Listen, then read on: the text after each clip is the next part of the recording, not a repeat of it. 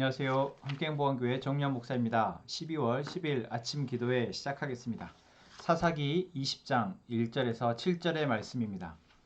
그리하여 북쪽의 단에서부터 남쪽의 브엘세바에 이르기까지 또 동쪽의 길앗 땅에서도 모든 이스라엘 자손이 쏟아져 나와서 온 회중이 한꺼번에 미스바에서 주님 앞에 모였다.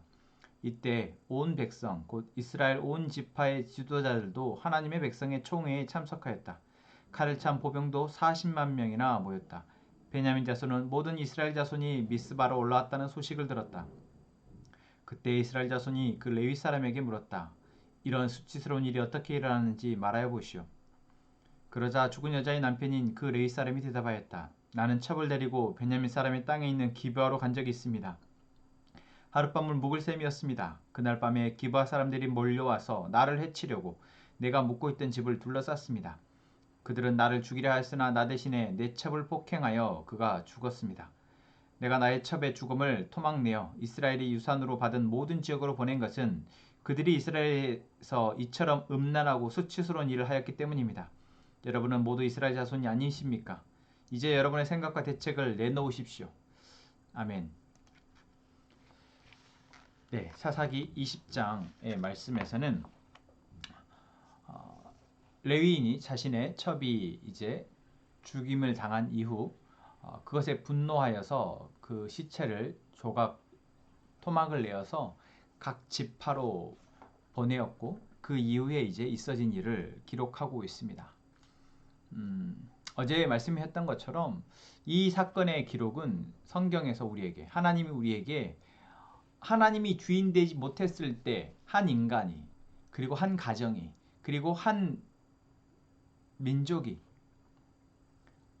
얼마나 악해질 수 있는지 얼마나 어리석을 수 있는지를 보여주는 대표적인 본문입니다. 그것이 신분이 어떠하든 또는 하나님에 대한 그 전에 그 사람의 경험이나 또한 지식이 어떠하든 하나님이 현재 그 사람의 주인이 되지 못하고 그 가정의 그 지파의 그 나라의 주인이 되지 못하면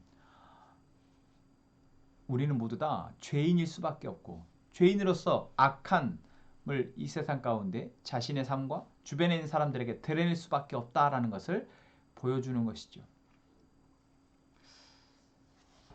오늘 말씀에서 이제 그 레위인이 각 지파에게 그 시체를 각을 떠서 보냈는데 이것은 그 당시의 문화 가운데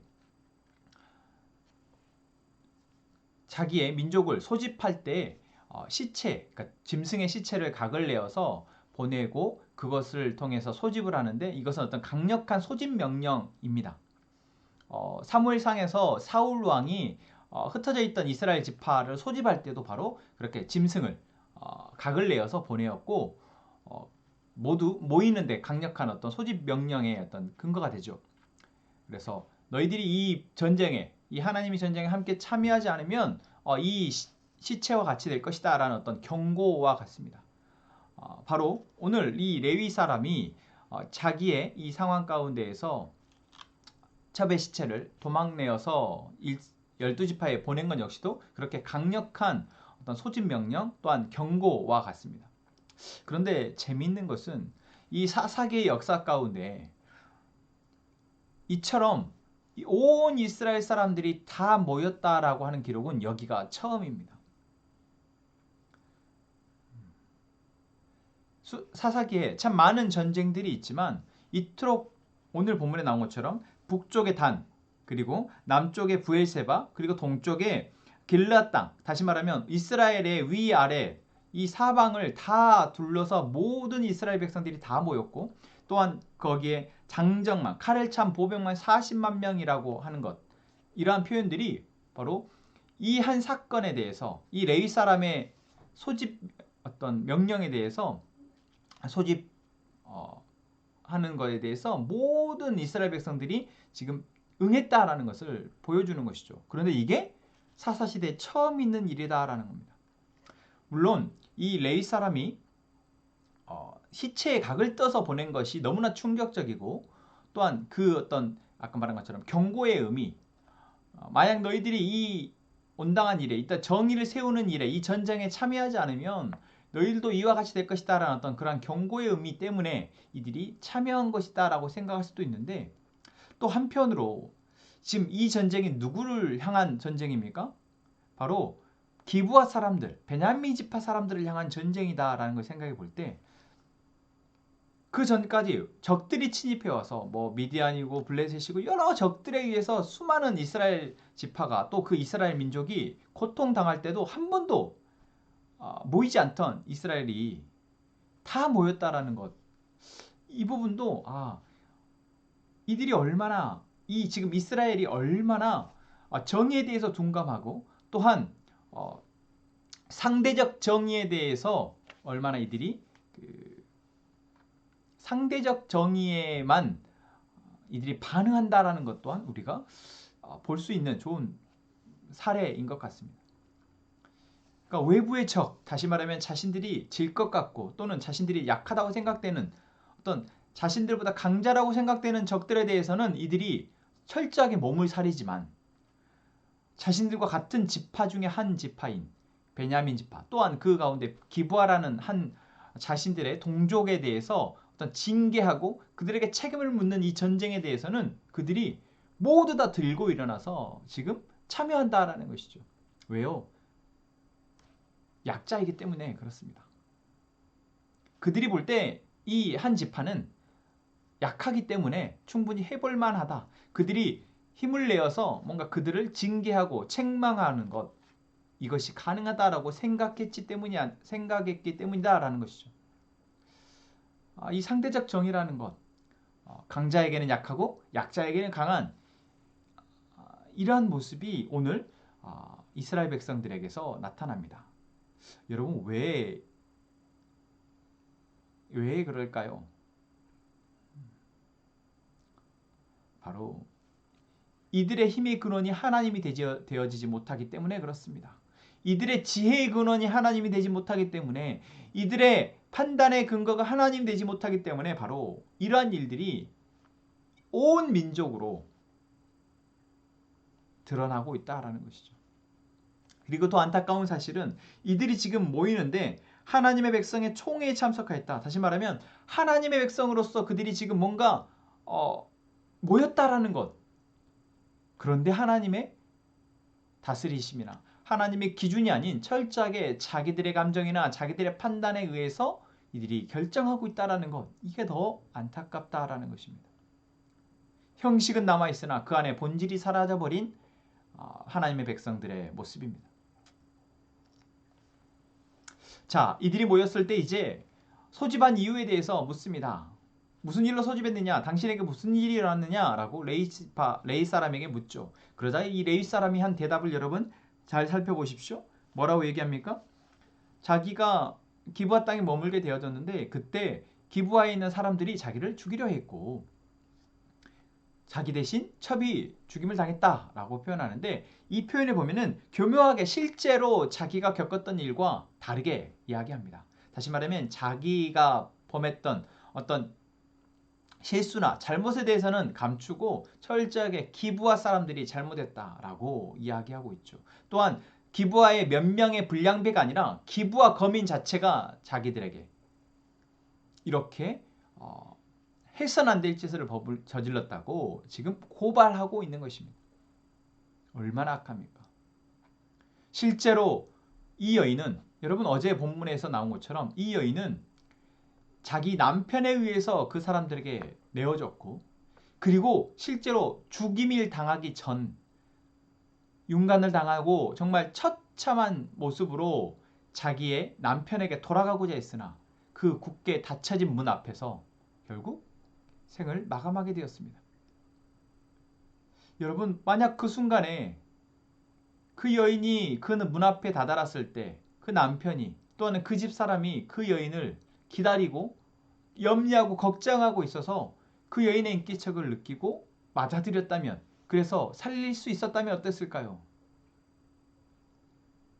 그런데 이 레이 사람은 전혀 자신의 그러한 허물에 대해서는, 자신의 책임에 대해서는 이야기하지 않고 철저하게 기브아 사람들이 자신에게 악한 일을, 자기 아내에게 악한 일을 했다라고 고발하고 있는 것입니다. 이 역시도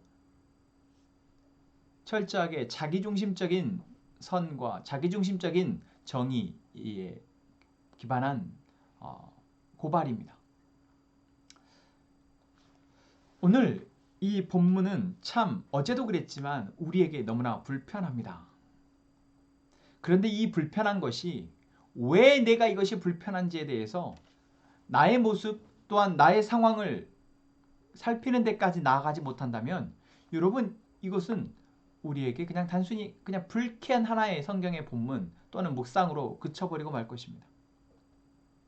하지만 지금 이 시대의 모습 가운데 또한 우리의 삶의 모습 가운데 또한 나의 모습 가운데 혹시 나에게는 이러한 상대적 정의가 있지는 않는지, 혹시 나에게는 이렇게 내가 손해보지 않고 다른 사람이 잘못했다라는 것으로 포장하며 나를 포장하고 있지는 않는지,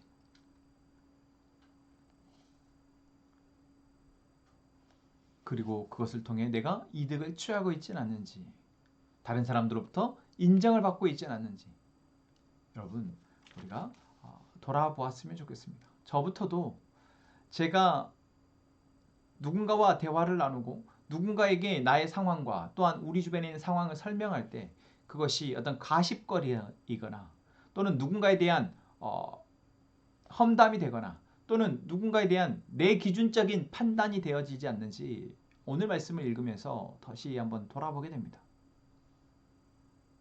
그리고 이것이 단순히 그냥 하나의 대화에서 그쳐진 것이 아니라 오늘 본문 이후에 나올 본문에서는 이것이 이스라엘 전체와 이 베냐민 하나의 지파와의 전쟁으로까지 나아간다는 것.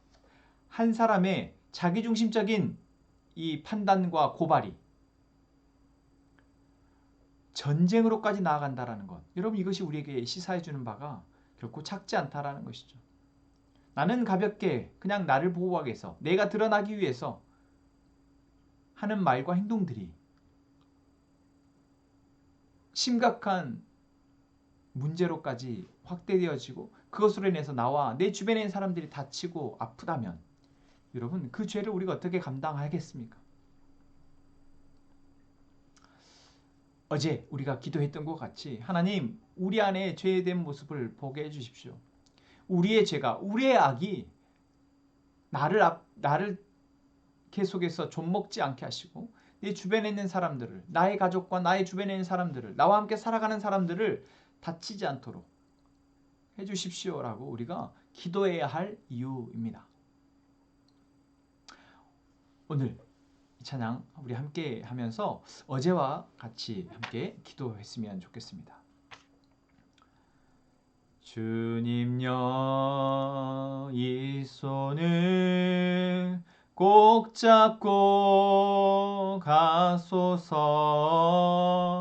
약하고 피곤한 이 몸을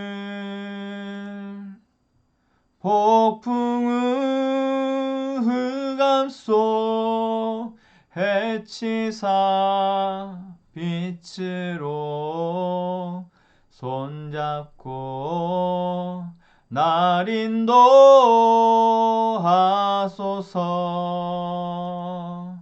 인생이 힘들고 고난이 겹칠 때에 주님여 날 도와 주소서. 외치는 이 소리 귀 기울이시사 손잡고 날 인도하소서.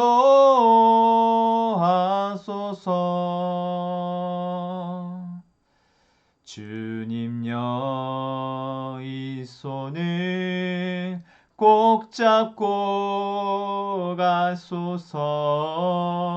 약하고 피곤한 이 몸을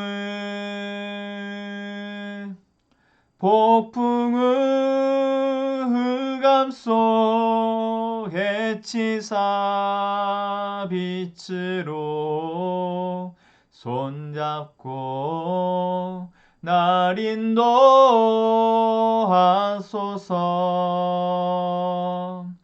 인생이 힘들고 고난이 겹칠 때 주님여 날 도와 주소서.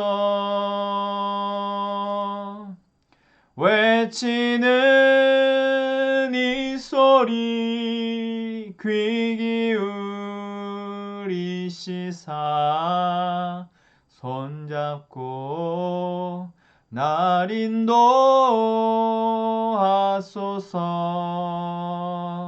외치는 이 소리 귀 기울이시사 손잡고 날 인도하소서. 아멘. 하나님, 우리의 악함을, 우리 안의 죄성을 보게 하여 주십시오. 하나님, 우리 악함이 나를 죽이지 못하도록, 나를 좀먹지 못하도록 주님 나를 깨워 주십시오. 내가 나의 악함이 나의 옆에 있는 사람들, 나의 사랑하는 사람들, 나의 이웃들을 아프고 다치지 않도록, 죽이지 않도록 주님 우리를 우리의 죄에서 건져내어 주십시오. 하나님, 우리 공동체가 주의 말씀을 통해 자라가는 공동체 되게 하시고 주의 말씀으로 하나 되는 공동체 되게 해주십시오. 그래 우리 공동체를 통해서 하나님의 나라가 우리의 가족들, 우리의 이웃들 온 세상 가운데 드러나게 해주십시오. 김대한 형제, 김주은 자매, 그리고 예담이 이 가정을 위해서 기도합니다. 하나님, 이 가정 안에 하나님이 주인 되어 주시며 가정 모두가 하나님을 통해서 참 평안과 하나님의 인도하심을 따라갈 수 있도록 도와주십시오. 하나님, 우리가 각자의 기도 제목을 가지고 하나님 앞에 기도할 때 하나님 우리 안에 하나님의 생각과 하나님의 뜻을 알게 하시고 이제 그것을 위해서 기도하게 하여 주옵소서. 우리가 기도할 때 하나님, 하나님의 일을 하여 주시옵소서. 이 시간 우리 함께 기도하겠습니다.